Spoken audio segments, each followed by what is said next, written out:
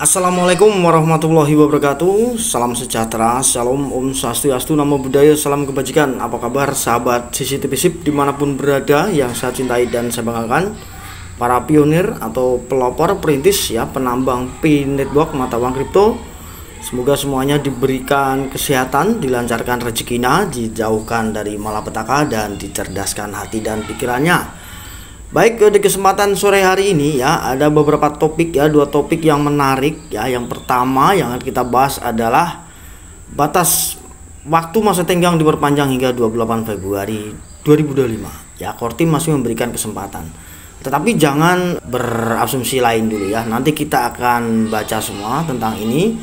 Kemudian topik yang kedua ya, ada lagi tentang 5 raksasa penguasa uang dunia yang perlu pionir juga ketahui ya. Salah satunya adalah Rothschild ya. Ini adalah ya, ini termasuk musuh besar kripto ya, penguasa uang dunia. Nanti kita lihat siapa aja di 5 besar penguasa uang dunia tersebut yang nanti bisa ya sedikit mengguncang P-Network ya gitu. Waspadalah, P-Network nanti harus waspada ya. Oke sahabat, sebelum kita melanjutkan topik video pembahasan tadi tentang waktu masa tenggang perpanjangan lagi oleh P-Kortim, kemudian yang kedua tentang 5 raksasa penguasa uang dunia yang akan sedikit ya nanti ini menjadi musuh-musuh kripto, dan termasuk ini waspada P-Network ya. Oke Mas Yohanes di sini tadi pagi jam 1.44 itu sudah terhubung dengan saya dan minta maaf, intinya sudah minta maaf klarifikasinya karena dia hanya mencomot dari Facebook, tidak dilihat kebenarannya dulu, langsung mengupload konten dan mungkin menjatuh-jatuhkan atau menjelekkan, tapi itu dia sudah maaf. Oke, kita maafkan. Jadi pada intinya ini menjadi pembelajaran kita semua ya, untuk nggak hanya Mas Yohanes saja. Tidak usah kita saling menjatuhkan, menjelekkan orang lain yang belum tentu, karena kita juga akan menjadi yang terbaik gitu kan. Jadi ini ke teman-teman semua ya, ke sahabat semua dalam kehidupan teman-teman sahabat ya. Janganlah mau istilahnya menjelekkan siapapun, cari data fakta dulu, atau menjatuhkan orang lain ya. Kita bekerjalah Anda ya, menjadi Anda yang terbaik, itu sudah, nanti Tuhan akan tahu ya. Tapi saya salut dengan Mas Yohanes, saya panggil Mas karena memang semalam sudah sempat ngobrol. Saya bukan profesor Pak, oke ya, oke, nggak masalah. Saya salut dengan Mas Yohanes ini karena apa? Dia berani bertanggung jawab dengan kesalahan, artinya laki sejati. Ya, dia gentle, minta maaf, mencari nomor saya, bagaimana caranya bisa terhubung dengan saya. Saya salut dan saya acungin jempol, nggak masalah. Jadi pada intinya begini sahabat, di sini sudah diklarifikasi ya sama Mas Yohanes Ageng Prayogo ya. Gak apa, ini guyonan Mas ya, panggil profesor tapi nggak mau dia dipanggil profesor ya sahabat. Oke Mas Yohanes ya. Jadi dia sudah buat video dan intinya minta maaf, sudah clear, tidak usah lagi diperpanjang. Yang intinya kalau teman-teman mau belajar membahas edukasi tentang kripto dasar ya, tentang blockchain ya, tentang kripto tradisional ya, silakan ke Mas Yohanes ya. Yang mungkin teman-teman yang mungkin tidak tidak suka GGV atau tidak mau nilainya tinggi ya nggak apa-apa. Anda belajar blockchain aja dasar ya, belajar tentang kripto nggak apa-apa, ke Mas Yohanes. Dan saya juga di sini memang mendukung komunitas global ya, karena dari Kortim sendiri juga menginginkan nilainya tinggi ya, nggak hanya murahan ya. Ini bukan seperti koin micin atau koin airdrop, tapi saya juga menggunakan dasar-dasar data ya, data tentang ilmu-ilmu kripto juga, karena saya juga 14 tahun belajar di cryptocurrency ya. Sudah banyak saya lalui penipuan kripto, sudah banyak yang saya lalui sahabat ya, tentang ya investasi kripto dan lain-lain sebagainya, tentang teknologi kripto dari mulai ICO, Certik, mereka seperti apa sih, permainannya seperti apa ya, semua sudah saya pelajari. Intinya kripto tradisional sudah saya pelajari, dan pada pokok intinya saya ini adalah termasuk YouTuber P-Network yang skeptis kata orang ya, kontroversial, karena saya memang orang bilang saya halu ya, tapi nanti dulu bos gitu. Ini adalah revolusioner ya. Kortim ini punya terobosan dan teknologinya ini yang teman-teman belum sempat membalik lebih jauh ya. Karena ini adalah kembali lagi ke masa lalu ya, masa lampau tentang sejarah uang nih ya, tentang dari barter ya, tentang adanya emas nantinya sebagai jaminan ya, kemudian muncul uang kertas, dan muncullah kemudian era-era sekarang Bitcoin. Nah, Bitcoin itu masih gagal gitu kan. Makanya nanti ini digarap lagi P-Network. P-Network ini nggak mungkin murahan, udah jelas. Jadi saya gini ya, saya juga mungkin pakai logika juga. Kita syukur ya sahabat, nilai GCP 314.159 US dollar terjadi. Alhamdulillah kita syukuri, kita sudah berjuang. Nah, manusia itu harus berjuang ya. Dan manusia harus punya impian. Anda tidak punya cita-cita, Anda tidak punya impian, ya saya pastikan Anda akan miskin. Orang-orang sukses semua punya impian, punya cita-cita.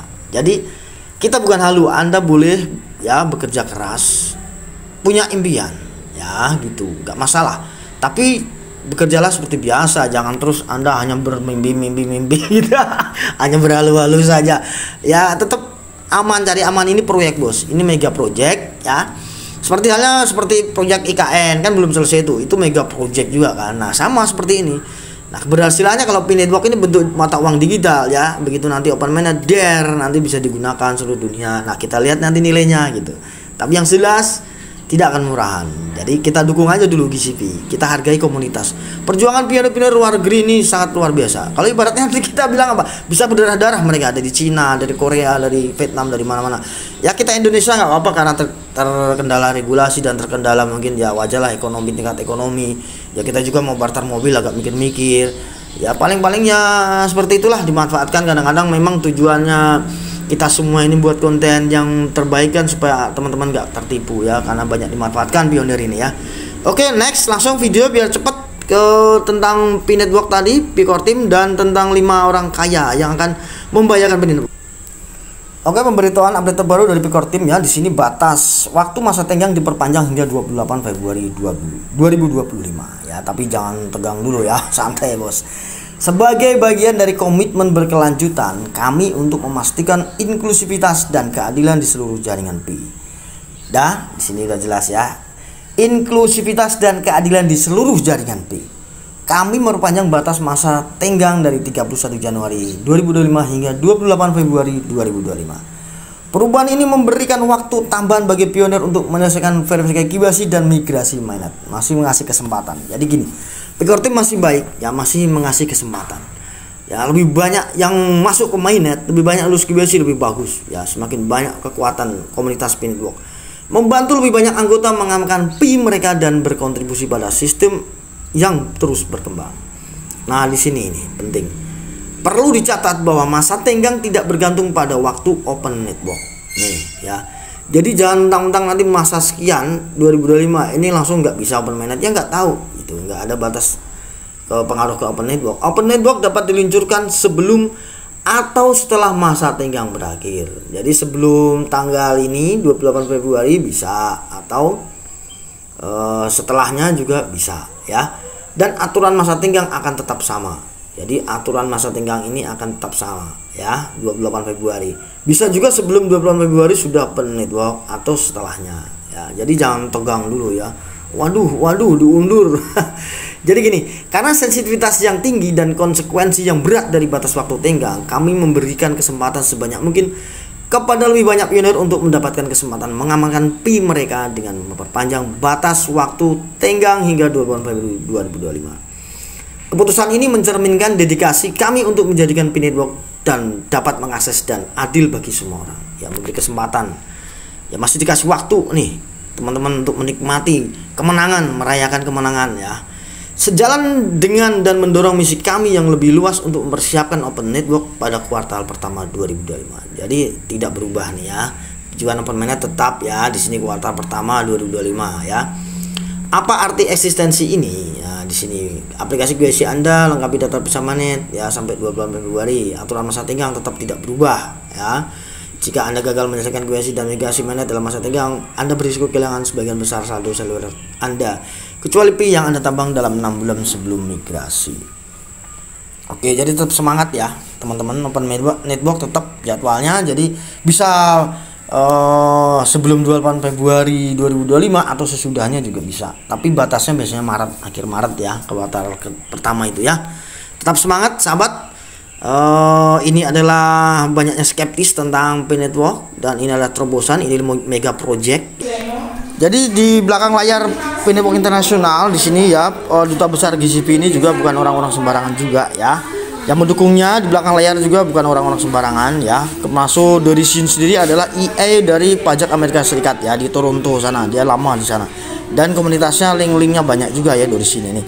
Jadi teman-teman, di belakang layar P ini akan berkekuatan penuh bersatu ya. Kalian juga termasuk kalian pionir komunitas global, core team, tim inti ya, termasuk vendor-vendor, termasuk pendukung proyek lainnya ya, pendanaan proyek. Ini melawan penguasa uang dunia, raksasa uang dunia ya. Dan ini bahaya, ancaman-ancaman juga yang mengancamnya memang orang-orang penguasa uang dunia. Tetapi kalau komunitasnya ini bersatu ya, kekuatan dari investor ya, kekuatan dari komunitas global, kekuatan dari tim inti, semua bersatu ya, P ini bisa sukses. Karena ini memang nilainya diciptakan untuk yang tinggi gitu. Tapi GCP ya kita dukung dulu ya. Ya kita dukung yang utama, ini nilainya nggak akan murahan gitu aja. Yang penting teman-teman tetap amankan dompet Pimu, amankan akunmu ya. Oke, kita tepi yang kedua. Di sini adalah orang-orang penguasa uang ya. Ya, ini 5 orang terkaya dunia yang dikatakan menguasai dunia. Ya, ini penguasa uang. Nah, ini juga harus waspada ya. Artinya bukan mengancam, tapi P-Network, proyek P-Network juga harus waspada. Ya, harus kuda-kuda kuat gitu. Makanya komunitas juga harus bersatu ya, jangan pecah gitu. Ada yang dukung GCP, ada yang enggak gitu. Ya sudah, yang enggak dukung tinggalkan saja gitu ya. Semangat gitu, semangat komunitas, semangat bersatu, jangan terpecah belah bangsa ini ya. Teman-teman jangan terpecah belah karena hanya sebuah mata uang ya, project, mega project, nggak usah. Yang percaya ikuti, yang enggak hapus akunnya, tinggalkan, pergi atau buang HP-nya. Jangan dong ya, jangan dong Pak gitu. Ya udah, hapus saja akunnya, tinggalkan, nggak usah nonton P-Network ya gitu.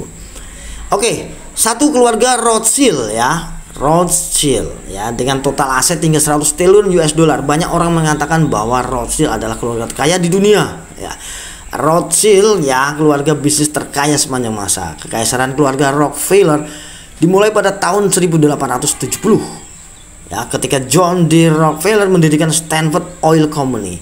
Perusahaan ini mendatangkan kekayaan besar bagi John D. Rockefeller hingga mencapai 400 miliar US dollar, menjadikannya orang terkaya sepanjang masa. Ya, saat ini banyak yang percaya kalau memang Rothschild ini mempertahankan kendali Federal Reserve Amerika Serikat, the Fed Amerika Serikat ya, pencipta dolar ya, yang giling dolar terus ya, printing money. Oke, yang kedua Rockefeller ya. Kekaisaran keluarga Rockefeller ini dimulai tahun 1870 ya, ketika John D. Rockefeller mendirikan Standard Oil Company ya. Perusahaan ini mendatangkan kekayaan besar bagi John D. Rockefeller hingga mencapai 400 miliar dolar yang menjadikannya orang terkaya sepanjang masa. Saat ini keluarga Rockefeller terus menjalankan rencananya melalui pengendalian banyak perusahaan besar termasuk Chase Manhattan Bank, ExxonMobil, Chevron, dan BP. Oke, next yang ketiga adalah keluarga Morgan, JP Morgan ya. Kebangkitan keluarga Morgan dimulai ketika John Pierpont Morgan ya dan keluarga Rothschild meminjamkan 3,5 juta ons emas, setara dengan hampir 100.000 ton emas. Wah, Anda bayangkan 100.000 ton emas ya sahabat ya, kepada Departemen Keuangan Amerika Serikat untuk menstabilkan ekonomi selama depresi besar, krisis parah tahun 1893. Ya, berkat kendali mereka atas pasokan emas pemerintah, keluarga Morgan mendirikan beberapa perusahaan terbesar di Amerika, termasuk General Electric, AT&T, dan US Steel. Keluarga Morgan dikenal sebagai kerajaan bisnis yang memegang Amerika di telapak tangannya. Saat ini keluarga Morgan memiliki cadangan emas swastanya terbesar di dunia ya. Dikabarkan memiliki terowongan yang menghubungkan dengan gedung bank sentral di New York. Yang keempat ini ya, ini juga penguasa uang dunia, keluarga DuPont ya, DuPont. Elder Irwin DuPont de Nemours ya, meletakkan fondasi pertama bagi kerajaan keluarga DuPont pada tahun 1802 ketika ia membangun pabrik Misu di Delaware ya, rumah besar megah milik keluarga DuPont. Keluarga DuPont ini disebut telah mempengaruhi banyak kebijakan Amerika ya, termasuk menggunakan saluran komunikasi rahasia dengan Napoleon untuk menegosiasikan pembelian Louisiana yang bersejarah pada tahun 1803. Ya, negosiasi perjanjian ini membantu Amerika Serikat membeli kembali sebagian besar wilayah dari Prancis. Saat ini DuPont Corporation adalah produsen benih tanaman rekayasa genetika GMO terbesar kedua di dunia. Yang kelima keluarga Bush ya, keluarga Bush. Ini kekaisaran politik ya keluarga Bush ini dengan Prescott Sheldon Bush ya, lahir pada tahun 1895. Ia belajar di Universitas Yale yang bergengsi sebagai anggota perkumpulan rahasia Skull and Cross. Bond Society ya, sebuah perkumpulan rahasia yang diyakini terlibat dalam rencana untuk mengendalikan dunia. Jadi yang kelima ini juga ngeri ya, Bush ya, keluarga Bush. Sahabat, itu tadi 5 penguasa uang dunia yang mungkin ini bisa mempengaruhi ya, bisa mengguncang Binigok. Tapi ya kalau kalian bersatu, semua bersatu dari tim inti, dari investor ya, dari pendukung debs yang masih di bawah tanah, ini juga membantu ya. Nantilah kita bahas lagi itu ya, kalau udah open mainnet juga nanti tahu semua ya kan. Nanti begitu mau open mainnet itu tiba-tiba muncul dari bawah tanah tuh doors, iya ya, dep mana aja nih, belakangnya ada Amazon, ada Tesla ya, ada Tencent Group ya, banyak lah ya. Tenang saja bos, jadi tetap semangat.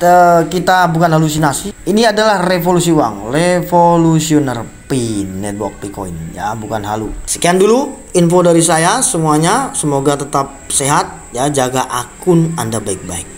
Jaga akun Anda baik-baik, nggak usah tergiur link, nggak usah tergiur jual beli koin ya, hati-hati, banyak yang hilang koinnya ya karena diarahkan ke link phishing. Sekian dulu video dari saya, akhir kata wassalamualaikum warahmatullahi wabarakatuh. Salam cerdas Indonesiaku, bye bye.